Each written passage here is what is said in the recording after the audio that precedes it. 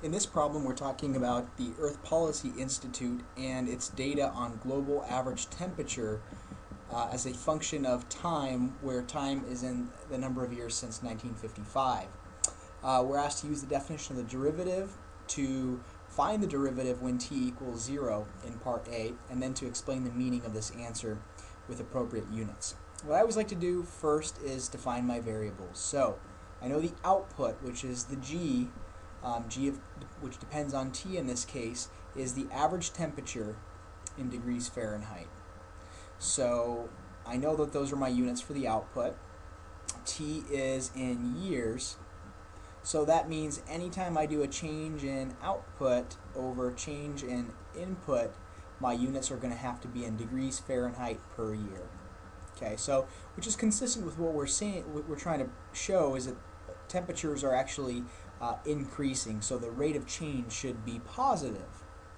Okay, so we're going to use the definition of the derivative, which says we're going to let the distance between the 2 points we're comparing, the horizontal distance, go to 0, and we're going to do g of, in this case it's t is 0, so 0 plus h, minus g of 0 over 0 plus h minus 0.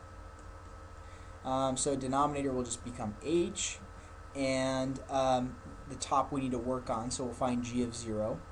That's equal to 56.9 times 1.0005 to the 0 power, and that comes out to 56.9.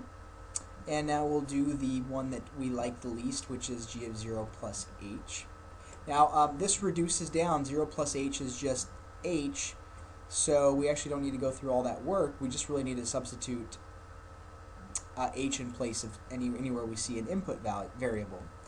And that's only in the exponent. We have 56.9 times 1.0005 to the h power. Now remember, this is an exponential function. According to this, it says that there's an increase of about 0.05% growth rate or increase rate in the temperature. Now, in particular, we're gonna learn what happened in 1955 and then compare it to a more recent time. So this is going to give us, actually we're done here, and now we're going to go ahead and set things up in our definition. Okay, so we'll do g of 0 plus h, which is 56.9 times 1.0005 to the h power minus 56.9. And now this is all hoping that we can make the distance between these 2 points as close to 0 as possible. Well, now we're in a bit of a dilemma, because notice that we have an h, which is a standalone variable, and then we have an h, which is in an exponent. So the question is, what can we possibly do to try to cancel these h's out? And the answer is nothing that can be done very easily. So what we'll do instead is we'll actually try to use some numerical methods here. So what I'm going to suggest doing first is to factor out the 56.9.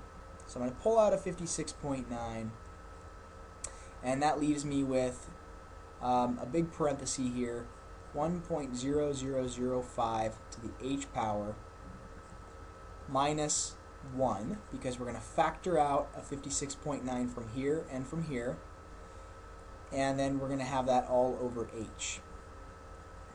Now the reason we did this is just for safety's sake, because if we don't pull it out, then when we begin choosing small h's, things become somewhat unstable, and I won't really explain what that means here, but you can try it and see that it's going to be really hard to figure out what the slope is right at t equals 0. So what I can do here is I can pull out the 56.9 because it's a constant, and really all I'm doing here is just saying, okay, later on I'll multiply the 56.9 back in. Right now I'm just going to worry about the pieces that have h in it, or the pieces that can't be factored out. So basically now I just need to find out what happens to this guy as h approaches 0. Well, this gets kind of tricky, because I can't just plug in 0, obviously. I'm going to get 0 in the denominator. So the only real option that we have is to figure out what happens to this thing as we pick really, really small h values. So what I'm going to look at, I'm going to build a little table, and I'm going to compare the value of h to what happens to this fraction right here. So I'm going to pick, I don't know, like maybe negative 0.1, negative 0.01, negative point, or excuse me, not negative, but positive 0.01, and positive 0.1. And now all I really have to do is go to my calculator, and I'm going to type in parenthesis 1.0005 raised to the whatever I want h to be power, negative 0.1 will be my first try, minus 1 divided by negative 0.1. If this kind of looks similar to what's been done in previous sections, it's because it pretty much is the same thing, except the point at which we're plugging in our h is different than where we used to plug it in. We used to find the rate of, we actually knew what h was to begin with when we set up our difference quotient, our rate of change, and then we were just able to subtract numbers and divide it by the numbers down here. Okay, so that tells me that this thing is a very, very small number. So this really means move the decimal place over 3 units. And that tells me that I have 0.000499, and then I'll round to the 8.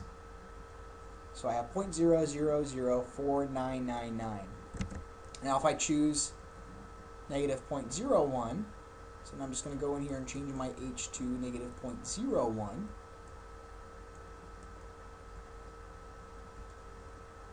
And down here I'll do the same, second insert 0.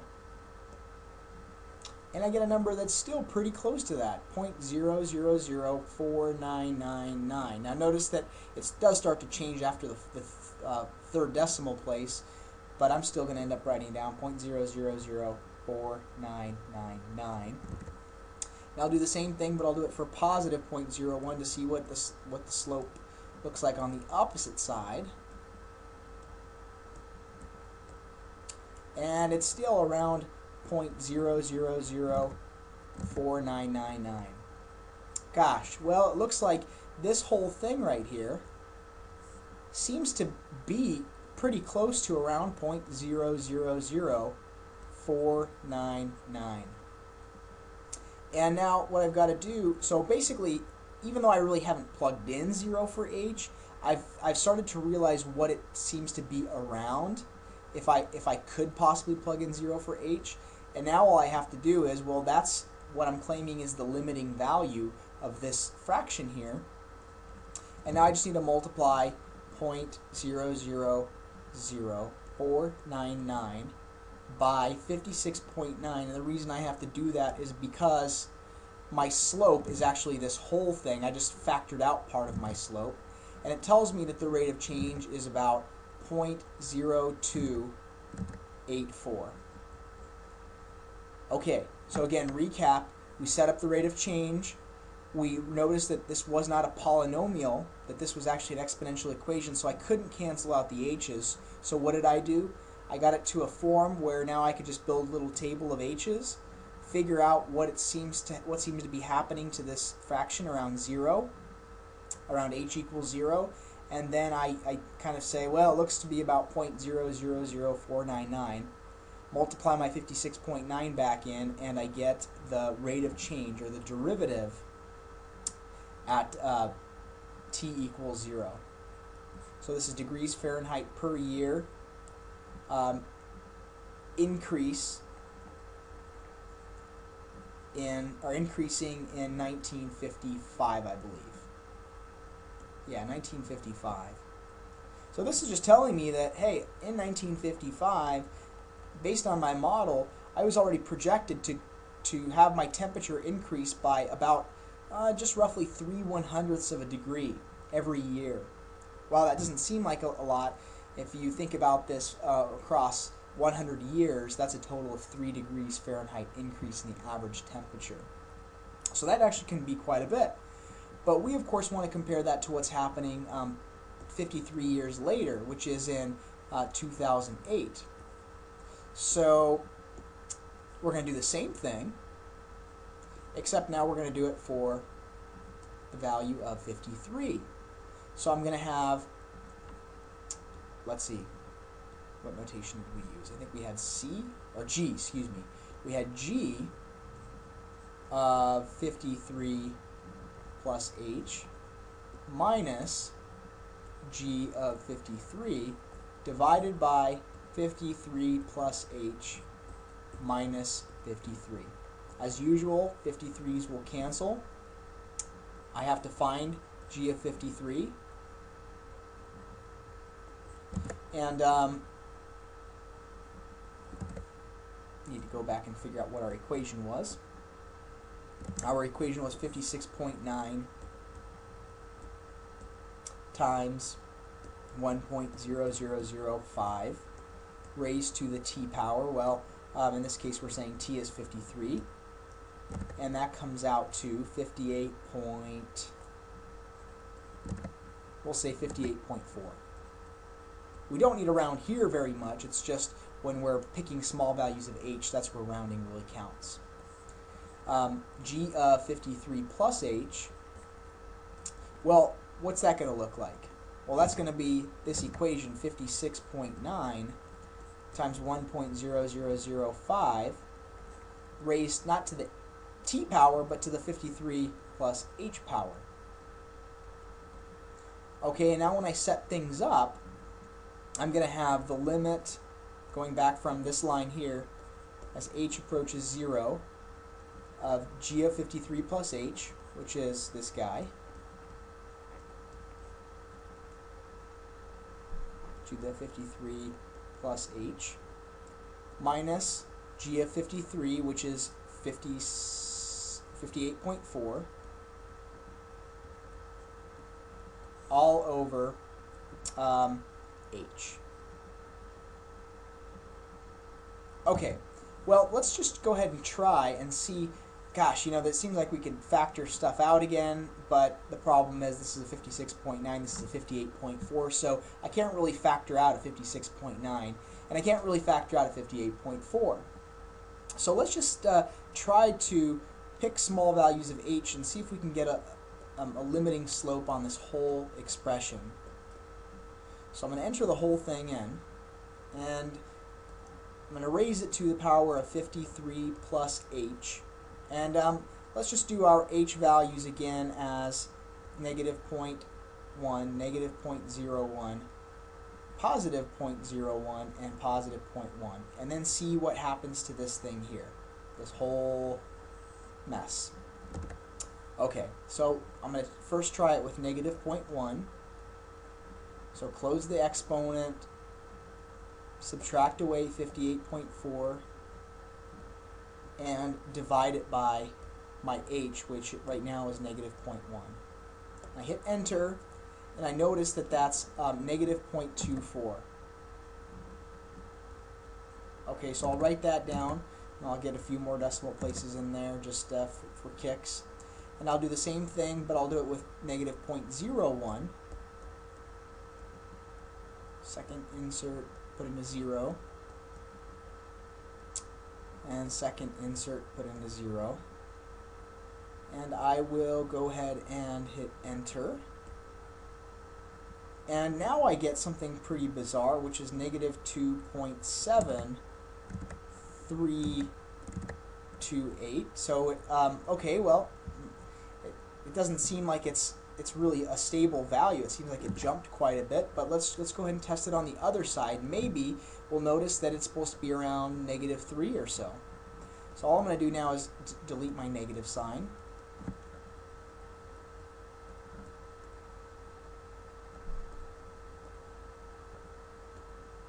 And that gives me 2.79. Oh wow, okay, so this is really becoming kind of hard to judge.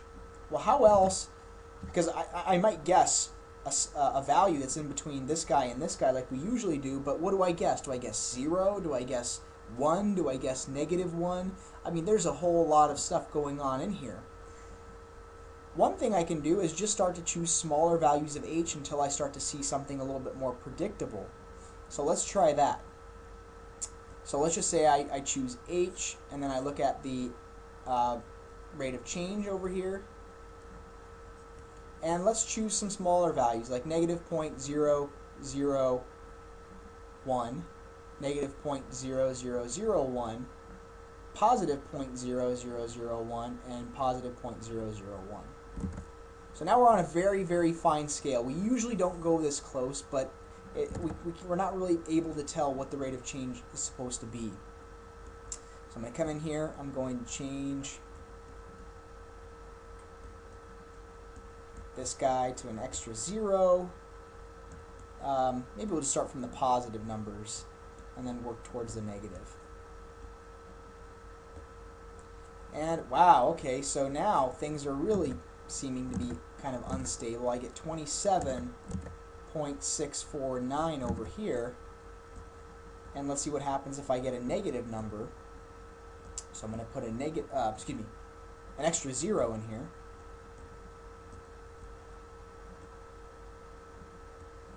Oops.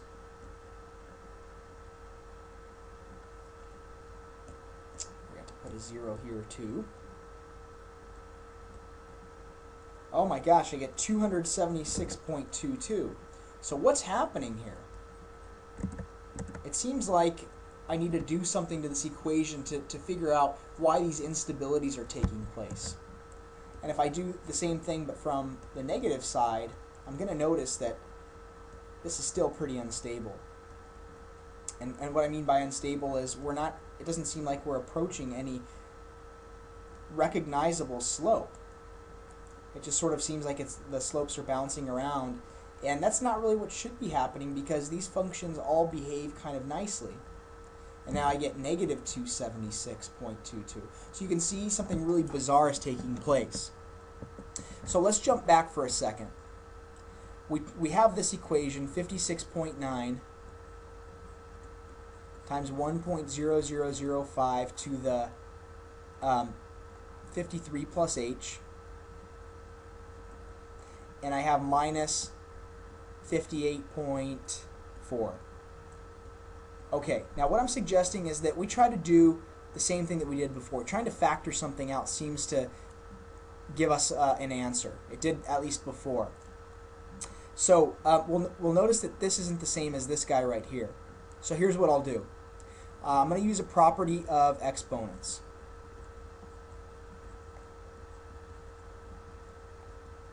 And what that property says is that if I have a to the b plus c power, that can be split up into a to the b times a to the c. So if you think about it as an example, if I have x squared and I multiply that by x to the third, well, we know that that's going to be x to the fifth. Why? Because remember that x squared means x times x. X to the third means x times x times x. Well, how many times is x being multiplied by itself? And the answer is 5. So that would be x to the fifth. But if I had x to the fifth, then I could just as easily go backwards and say, well, that's x to the third times x squared. How is that going to help us here?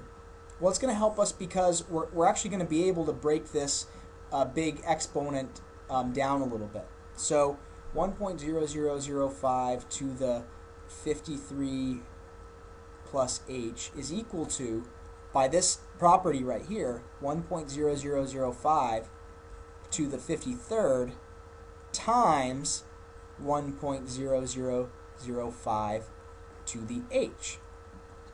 Okay, well, so what do I have so far? I have 56.9. Now I'm just reading this part here. I have 56.9 times 1.0005 to the 53rd times 1.0005, forgot a 0 here, to the h. So what I'm going to do here is, this is a number, so I'm actually going to multiply 56.9 times 1.0005 to the 53rd power. And notice what I get. I get 58.4. Why is that such a good thing? Because now this is saying that I can replace this whole kind of circled thing with 58.4 times 1.0005 to the h. You're probably getting pretty sick of this already. 58.4 times 1.0005 to the h. And what do I have minusing there? Well, if we look back on that line, we notice that it's the constant 58.4. So by having done that property of exponents, now I can factor out a 58.4. And I'm going to factor it out and worry about it later because it doesn't affect what happens to this fraction right here when h becomes close to 0. Okay, so I'll do, factor that out, leaves a 1 here and a 1 here, all over h. So now I'll try to do the same thing, except I'm not going to have to choose these really bizarre small values of h. I'll still just do my regular negative 0.1, negative 0.01, and positive 0.01 just to be sure. Okay, so now what am I going to do? I'm going to take 1.0005, whoops, need extra parenthesis here, 1.0005, raise it to the negative 0.1 power, and then subtract 1, divide that whole thing by my h, which is negative 0.1, and I'm getting about, let's see, move the decimal place 4 units to the left because it's a negative, 0.000499. Hey, this looks kind of pretty similar to what happened last time, right? Oh, wait a minute. This is exactly what we had last time. So that must mean that since I already know that these all these values just end up being 0.000499, I didn't really have to, all I had to really do is factor out the 58.4. This thing I know from part A becomes 58.4 times 0.000499. Oops, did I get an extra 9 in there? 999. And now all I have to do is multiply these together, 58.4 times 0.000499, and I get about, drum roll, 0.0292. And what are the units of this? Well, after all this work, we just calculated the instantaneous rate of change, which is degrees Fahrenheit per year. So what's happening?